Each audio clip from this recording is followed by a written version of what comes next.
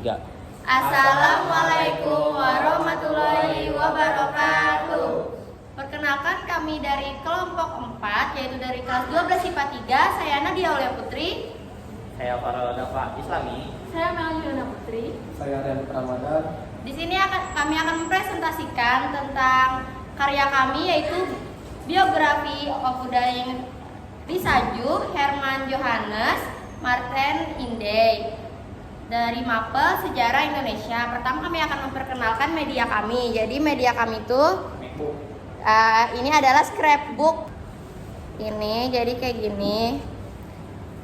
Ini dia ya scrapbook kami. Lalu pertama di sini ada nama kelompok. Lalu di halaman pertama itu adalah biografi Opudayeng Risaju. Lalu ada ininya, sedikit penjelasan tentang beliau seperti ini. Lalu ada Herman Johannes, biografinya seperti ini. Lanjut ada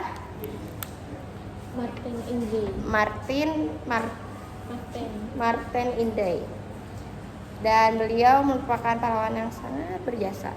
Jadi sepanjang ini. Pertama di sini presentasi dari saya Nadia Aulia Putri akan menjelaskan tentang biografi Opudayeng Risaju. Pertama, latar belakang keluarga. Opudayeng Risaju lahir dengan nama Famadjah di Palopo, Luwu pada tahun 1880. Yaitu adalah putri dari Muhammad Abdullah Tobareseng dan Opudayeng Mawelu. Ibunya merupakan keturunan langsung Raja Bone ke-22 Latem Masonge Matiomori Malimongeng. Gelar Opu menunjukkan kedudukan bangsawan yang didapatnya melalui pernikahan dan jabatan dalam birokrasi kerajaan. Meskipun tidak menempuh pendidikan formal, Opudayeng Risaju mendapatkan pendidikan agama dari pengasuhnya. Ia berhasil menyelesaikan 30 juz Al-Quran dan mempelajari berbagai ilmu agama termasuk fikih dan nahwu dari para ulama di Sabang Paru, Luwu. Pendidikan umum yang minim mencerminkan pandangan masyarakat tradisional saat itu yang memberikan kesempatan terbatas bagi perempuan. Pernikahan dan kehidupan awal. Setelah dewasa, Opudayeng Risaju menikah dengan Haji Muhammad Daud, yaitu seorang ulama yang memiliki pengetahuan luas dan pernah tinggal di Mekah. Suaminya diangkat sebagai imam masjid Istana Kerajaan Luwu, memperkuat kedudukan Opudayeng Risaju dalam masyarakat. Selanjutnya ada aktivisme politik. Pada tahun 1905, ketika Belanda melakukan ekspedisi di Sulawesi Selatan, Opudayeng Risaju dan suaminya pindah ke Parepare. Di sini ia aktif dalam Partai Syarikat Islam Indonesia, yaitu PSII, menjadi wanita pertama yang memimpin partai politik berasaskan Islam di Indonesia. Keaktifannya menandai perjuangan melawan penjajahan. Lalu perjuangan dan tantangannya. Opudayeng Risaju menghadapi berbagai kendala dalam perjuangannya, termasuk penangkapan oleh pihak Belanda. Meskipun mengalami tekanan dari pihak kerajaan dan kolonial, ia tetap berkomitmen pada misinya untuk menyebarkan ajaran Islam dan memperkuat PSII di Luwu. Lalu hukuman dan pengorbanan beliau. Belanda memperlakukan Opudayeng Risaju dengan keras, termasuk menjatuhi hukuman fisik yang menyebabkan kebutaan permanen pada salah satu telinganya. Tindakan ini memicu protes dari pemangku adat Luwu, menunjukkan keberanian dan keteguhannya dalam melawan penindasan. Ini. Iya, ada. Jadi makanya fotonya begini. Lalu di akhir hayat dan pengakuan. Setelah kemerdekaan, Opudayeng Risaju tinggal di Parepare hingga meninggal dunia pada 10 Februari 1964. Ia dimakamkan di Kompleks Makam Raja-Raja Lakoe di Palopo pada 3 November 2006. Opudayeng Risaju diangkat menjadi pahlawan nasional, mengabadikan perjuangannya sebagai inspirasi bagi perempuan dan masyarakat Indonesia. Selanjutnya akan dibaca oleh Melani Luna Putri. Pahlawan yang kedua adalah Herman Johannes.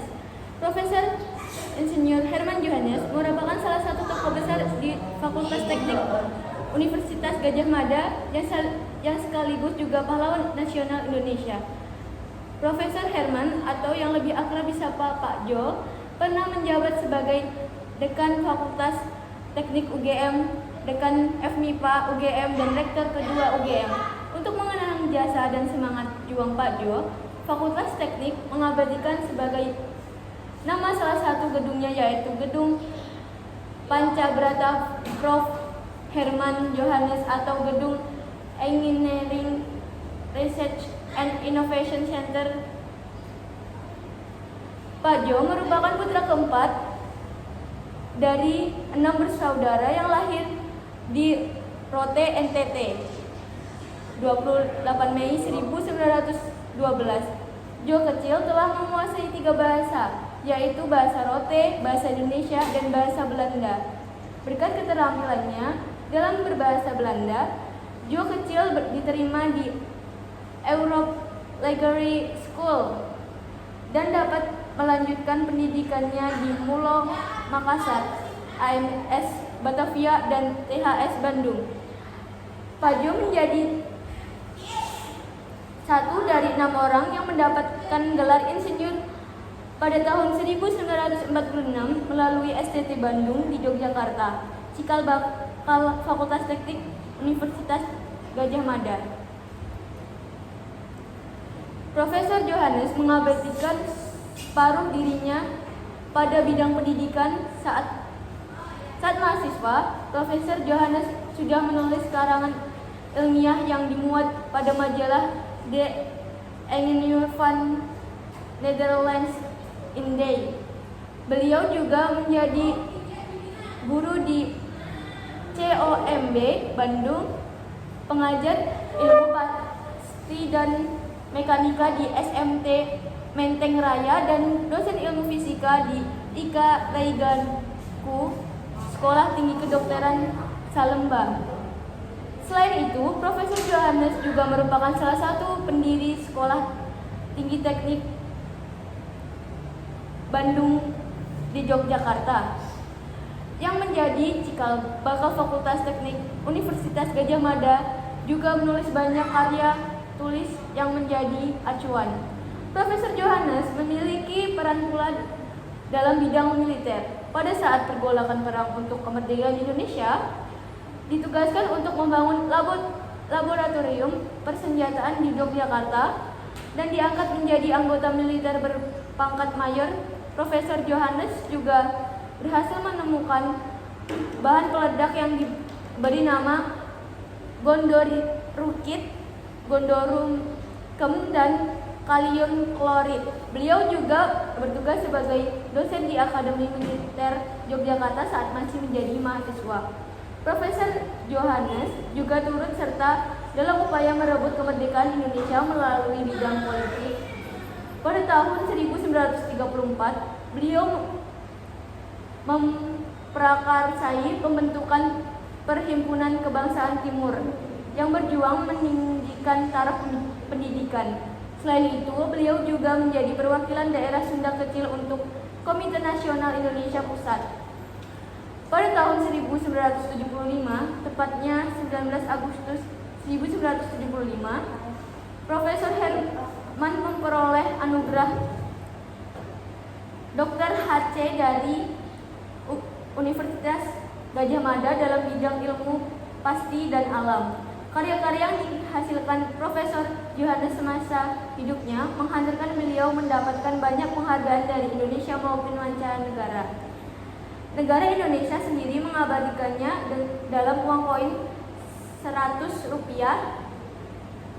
yang diterbitkan oleh Bank Indonesia. Profesor Johannes dikenal sebagai pribadi yang sederhana, ulet, tekun, penyabar, kritis, cerdas, dan berpendirian teguh. Beliau meninggal dunia di Yogyakarta 17 Oktober 1992. Selanjutnya yang ketiga akan dibacakan oleh Farel Bapak Islami. Saya. Ya. Yang ketiga ada Martin Inde. Ini dia wajahnya. Gantengan. Kelahiran Maret 1912, distrik Depapre, meninggal pada 17 Juli 1986 di Jayapura. Tempat pemakaman Taman Makam Pahlawan Nasional Indonesia Martin Inde. Orang tua Inde, anak Vikena Soroway Inde, Franz Marcelino Charles Engelbert Inde. Kebangsaan Indonesia, penghargaan Bronze Cross.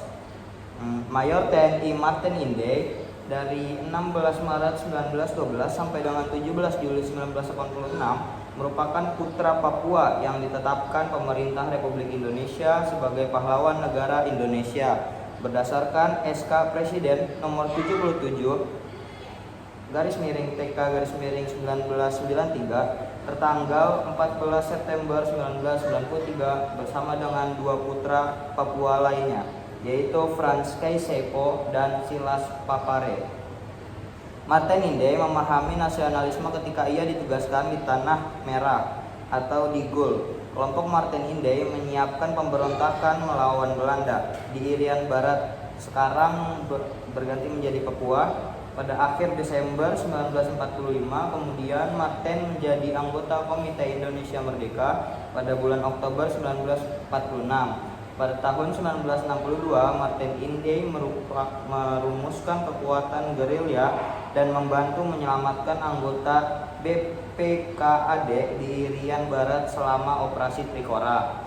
Martin Inde berangkat ke New York sebagai delegasi Indonesia pada bulan Desember 1962. Karir Martin Inde menanjak ketika ia dipilih sebagai anggota MPRS mewakili Irian Jaya pada tahun 1963 sampai 1968.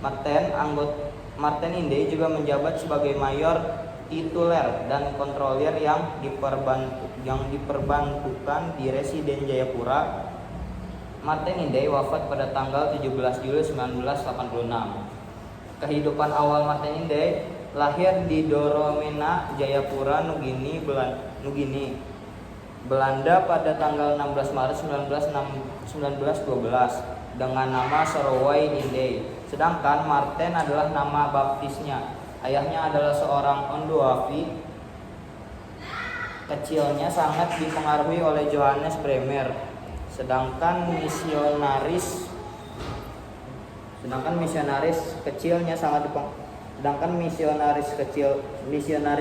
Ambon asal kampung Calalar.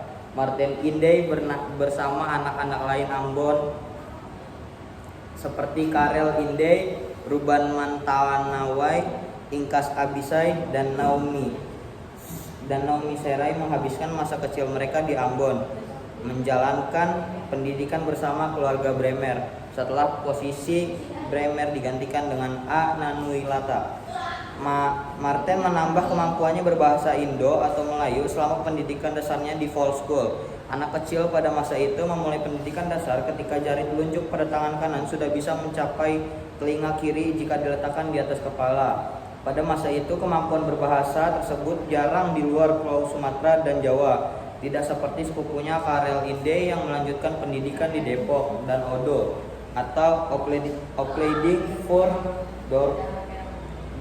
Dorpszonderwijzen di Nie, Wonderman, dan menjadi guru di Hollandia. Martin terkenal sebagai anak yang nakal dan berjiwa petualang. Tidak bisa belajar di dalam ruang kelas, dia juga kurang menyukai penekanan dan pendidikan agama dalam pendidikan membaca, menulis, dan bernyanyi.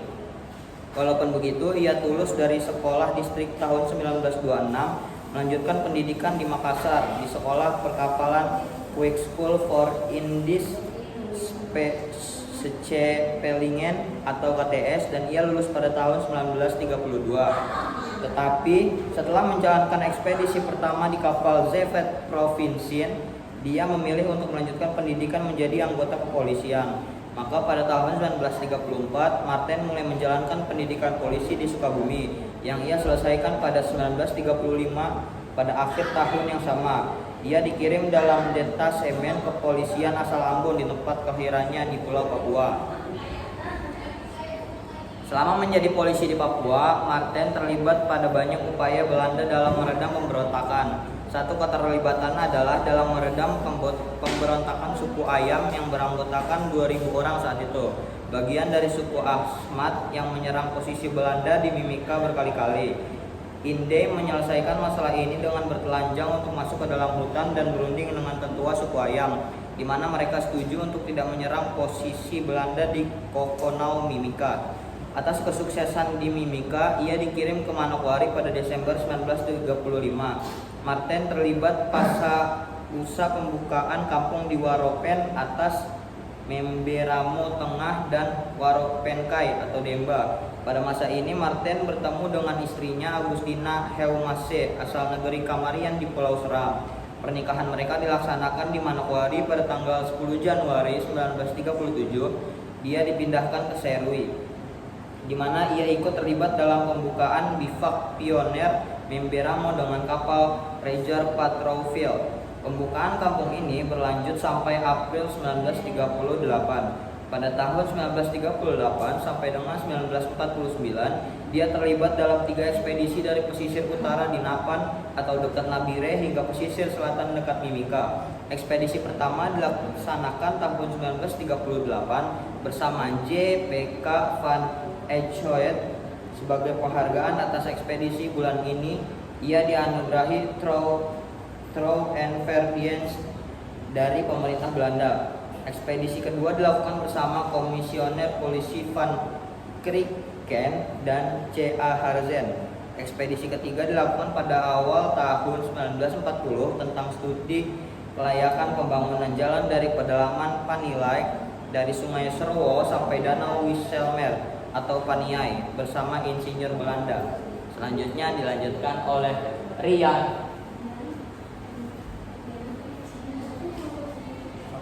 Masa Perang Dunia II dan perlawanan menghadapi Belanda. Pada tahun 1940 dan 1941, Martin Inde merupakan anggota polisi Belanda dalam mengawasi para agen Jepang di Kabupaten Manokwari yang menyamar sebagai nelayan dan pekerja perkebunan kapas.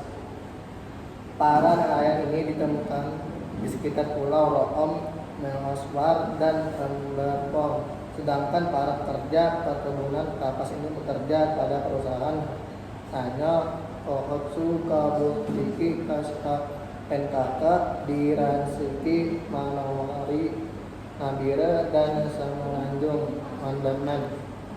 Dalam pengawasan ini ternyata di tengah perkebunan NKK ada landasan pacu para agen ini. Ternyata di tengah perkebunan NKK ada landasan pacu para agen Jepang ini juga mengubur seragam amunisi, granat, meriam kecil, dan senapan mesin pada malam hari. Pada tahun 1941, Martin Inde dipindahkan ke Ambon lalu Tanah Merah di Gul sebagai polisi lapangan. Olete, ia bekerja di sana sampai sekarang Perang Dunia II dimulai, di mana jabatannya saat itu adalah Wakil Komandan Polisi TWD Postu Isjomandat. Pemerintah Belanda menarik pasukan dari Digul karena mereka ingin mengkonsentrasikan pasukan mereka di Ambon untuk menghadapi Jepang.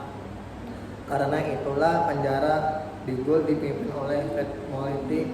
Pada masa inilah Martin Inde bertemu dengan para pejuang Indonesia dan ikut memperjuangkan Indonesia.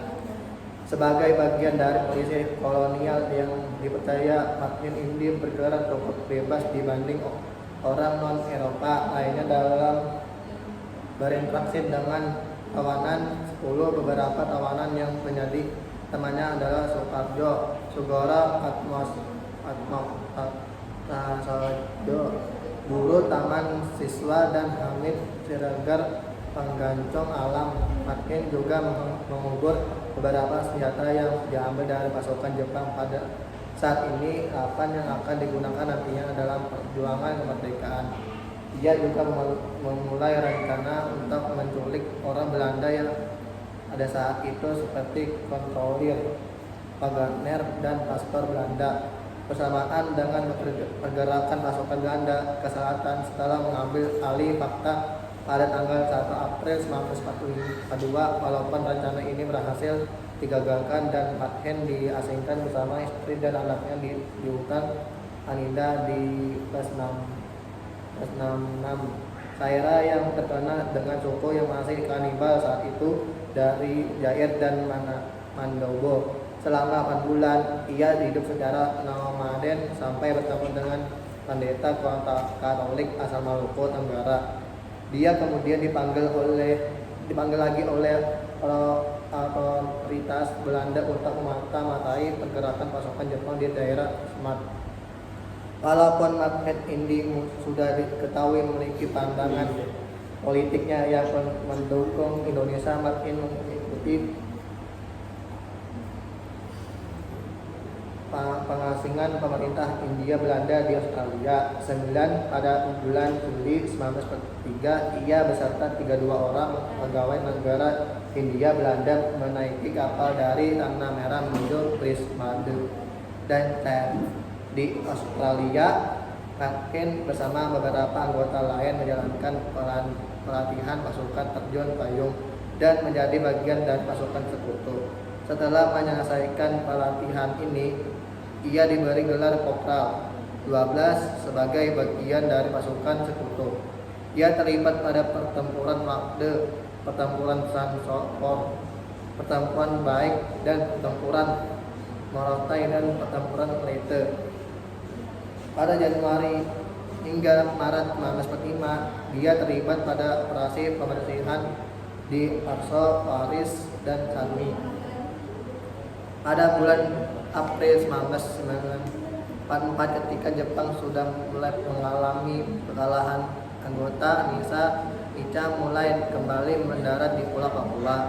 Salah satu Nica adalah Sugoro Atmotasojo yang merupakan mantan diguli, dan ajudannya Torinus Kri sebagai penasihat bidang pendidikan dan agama dan pendidikan dan pendirinya sekolah Bestur juga Frans Kaisepo dan Martu Kaisepo, sebelumnya anggota Kampida Jepang, dan Selas Papare. Beberapa guru di sekolah Bestur tersebut adalah Hamid Siragian, Aaron Panggoncang Alam, dan Yusuf Nasution, anggota KNIL. Sejak Januari 1945 hingga Januari 1947, Mahmud Indi juga menjabat sebagai kepala distrik Arso, Yamais, dan Paris selain terlibat dalam operasi pembersihan. Dalam operasi ini, Mahmud Indi juga dibantu oleh beberapa orang Papua lain seperti Silas Pakare, Torunus Kri, dan Samuel Gadaminamus. Grup ini dalam Nica ini simpatetis dengan pergerakan kemerdekaan Indonesia dari basis operasi di kota Nica, Kampung Harapan, dan berupa untuk menyerang Belanda pada 25 Desember 1945. Posisi Mahmud Indi sebagai kepala distrik wilayah ini menyebabkan otoritas Belanda mencurigai aktivitas Mahmud Indi walaupun ia sendiri tidak ada di kota Nica. Akan tetapi rencana ini gagal akibat anggota batalion Papua yang membangkang dan memberikan informasi kepada otoritas Belanda. Pertama-tama Sugoro Atmotasojo dan Toronius Kri ditangkap, lalu Sultan Hamid Siragar walaupun Kri dilepaskan. Sugoro sendiri dipindahkan ke Maroke, lalu berhasil kabur ke Jawa melalui Papua Nugini. Sedangkan Siragar ditahan di Hollandia. Dengar ini, otoritas Belanda berusaha memecah dan untuk memperolehkan menurut garis agama. JPK Van Uit menyebarkan isu bahwa orang Islam yang kebanyakan tinggal di Kampung Harapan akan melakukan pembantaian terhadap orang Kristen pada hari Natal 25 Desember 1945. Agitasi tersebut termakan oleh pasukan KNIL yang tinggal di Pulau Kap dan kebanyakan beragama Kristen yang kemudian melakukan penyisiran yang berjarak 40 km dari Tanzania. Kebanyakan orang tersebut adalah orang Jawa dan Sumatera. Dalam peristiwa ini jatuh 9 orang korban, 8 orang dari luar Papua dan 1 orang Papua yang merupakan anak didik Mati Indi. Kematian anak didiknya ini menyulut kemarahan Mati Indi yang kemudian datang dari Ansor untuk terlibat langsung dalam pemberontakan di Kampung Harapan. Kemudian penggoncangan alam dari Minangkabau memimpin pemberontakan pada saat konferensi Malino untuk membebaskan Soegoro Atmoprasojo dari tahanan Belanda. Walaupun gerakan ini kemudian gagal, Inde dan Silas Papare dipindahkan oleh Belanda ke Serui supaya tidak berhubungan dengan pemberontakan ini. Pada Oktober 1946, Inde bergabung dengan organisasi Komite Indonesia Merdeka atau KIM, organisasi pendukung kemerdekaan Indonesia yang merupakan cabang dari organisasi di Melbourne. Organisasi tersebut saat itu dipimpin oleh dokter perempuan Dr. J.A. Gerungan yang kemudian dipindahkan Belanda dari Abipura sehingga pada Desember organisasi ini dipimpin oleh Martin Inde. Sedangkan Silas Papare di pengasihannya diserui mendirikan Partai Kemerdekaan Indonesia (IRIAN) pada November 1946 karena Frans Kaisiepo menggunakan partisipasinya untuk mempopulerkan nama IRIAN untuk Papua. Belanda tidak mengirimkan perwakilan Papua seorang pun di konferensi Denpasar pada tanggal 20 sampai 24 Desember 1946. Walaupun pada tanggal 12 Desember 1946, Inde, Corinus Cray, dan Nicholas Jowe protes keputusan ini dengan mengirimkan surat kepada Van di Denpasar untuk menolak pembentukan negara Indonesia Timur karena Papua tidak termasuk di dalamnya. Pada Januari 1946, Martin Inde pergi ke Ambon untuk ikut dalam gerakan melawan Belanda di sana. Tetapi pada bulan Maret, ia sudah ditangkap oleh Belanda dan dijatuhi hukuman penjara selama 4,5 tahun di Hollandia melalui jarak diam. Corinus Cray dan Petrus Watebosi kemudian juga ditangkap karena mendirikan Partai IRIAN dalam Republik, kemudian juga ditangkap karena mendirikan Republik Indonesia Serikat, di mana Inde merupakan wakil ketua. Walaupun di penjara, dia tetap mendapat gelar pahlawan Headbros Chris karena partisipasinya di masa perang pada tahun 1949.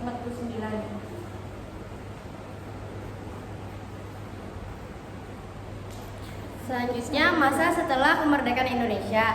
Setelah Belanda mengakui kemerdekaan Indonesia pada tahun 1949, isu mengenai Irian Barat masih menjadi sengketa bagi Indonesia dan Belanda. Sekitar akhir 1950-an hingga 1960-an, Inde tinggal di Hollandia dan dikenal sebagai pemimpin organisasi Papua yang mendukung integrasi dengan Indonesia.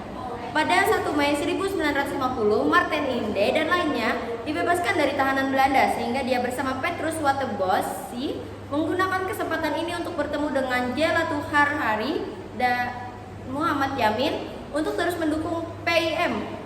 Ketika mengetahui Belanda tidak mengikuti kesepakatan tentang IRIAN di konferensi Meja Bundar, Inde bersama JTP mendirikan organisasi untuk melawan Belanda.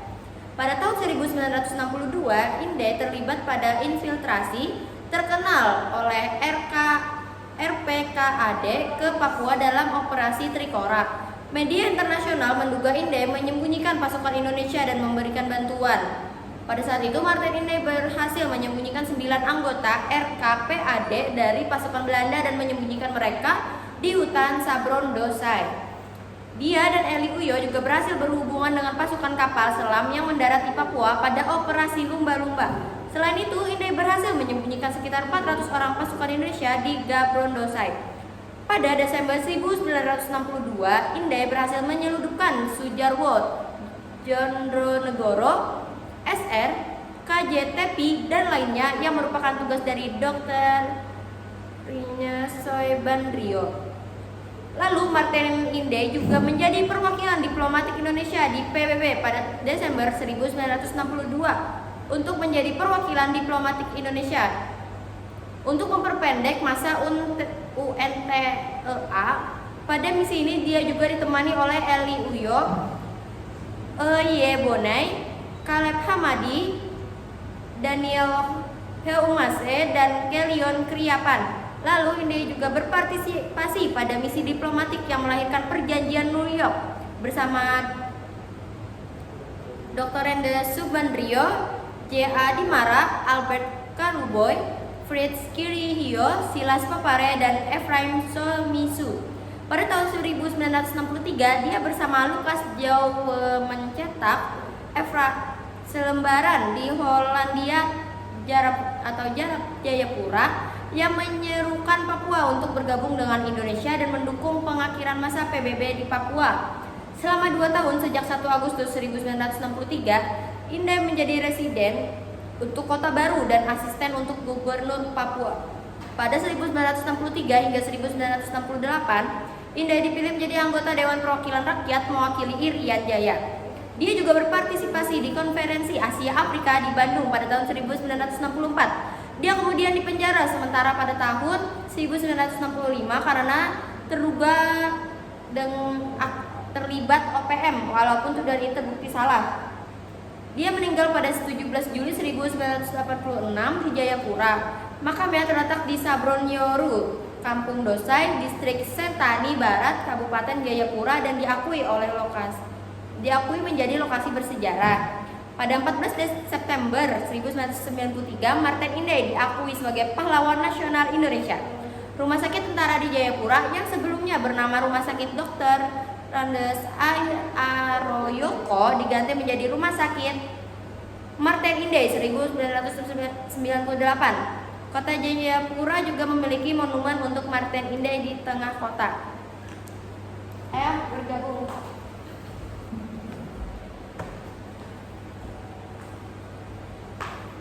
Sekian presentasi dari kami kelompok 4. Assalamualaikum warahmatullahi wabarakatuh.